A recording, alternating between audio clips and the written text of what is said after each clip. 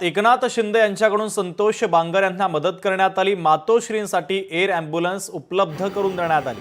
नांदेड ते मुंबई जाण्यासाठी air ambulance उपलब्ध करून देण्यात आलेली आहे। नांदेड ते मुंबई जाण्यासाठी एअर ॲम्ब्युलन्स उपलब्ध करून दिली तर मुंबई विमानतळावर शिंदेंनी संतोष बांगर यांच्या मातोश्रीची चौकशी देखील केली आहे।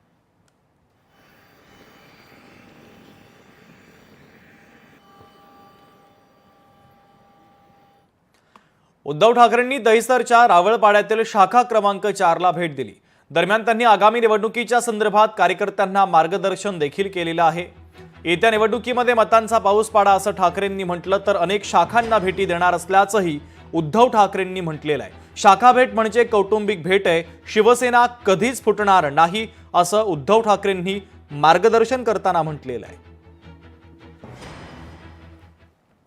ही माझी केवळ शाखा भेट आहे आणि शाखा म्हणजे तुम्ही सगळे असं म्हणा पाहिजे तर ही माझी कौटुंबिक भेट आहे। असे धक्के देणारे अनेक जण आले आणि अनेक जण गेले।